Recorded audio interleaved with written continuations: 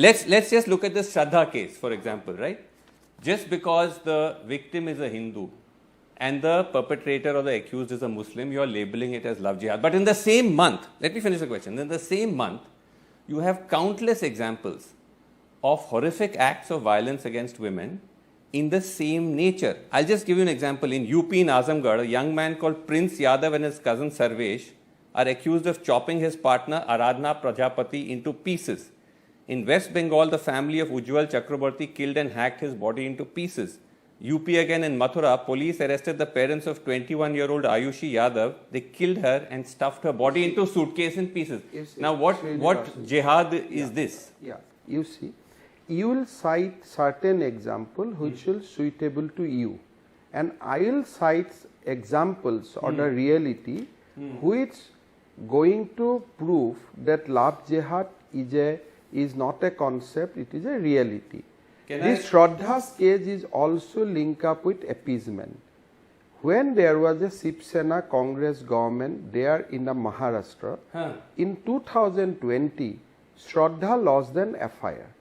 Now, as you know, under the law, no FIR can be withdrawn by anyone. Sir. Yes, tell me. No, I'm saying, sir, what I think is happening here is that the very unfortunate nature of how crimes are perpetrated against women in our society, which cuts across all communities, is being given a communal spin without any evidence. No, you see that as a crime against women. I see that is a combination of love jihad, combination of appeasement, and combination of crime against women. Again, when you talk about love jihad, I mean, we can go into example after example coming from the government itself. In February 2020, Home Ministry response in Parliament, the term love jihad is not defined by existing laws. No such case of love jihad has been reported by any of the central agencies. That is a question. We are asking now to define the term of love jihad because we are convinced that love jihad is a reality even when you go the polygraphic trace of Aftab. He said, I did something which will put me in Jannat. You hear his statement, at least on media, it has been reported. Tell me. You talked about Assam. You said there's a problem in Assam. We actually filed RTIs to find out what the problem is in Assam. This is some of the response. This we got just in June of this month. This year. In response to your RTI application, the point required information is as follows. There is no definition regarding love jihad under law. No such case has been registered in Kokrajhar district. This is only from Kokrajhar district. I think, you can have a look at that. आप देख लीजिए, आपके पास statement है. जरूरत नहीं, ये बहुत बड़ा कोई valuable piece of paper नहीं है. Let me answer you. First of all, what is our argument? We say that love jihad is a reality.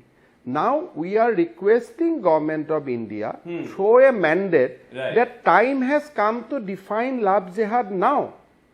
Now I think you will see lot of administrative and legislative action where the term love jihad will now be defined.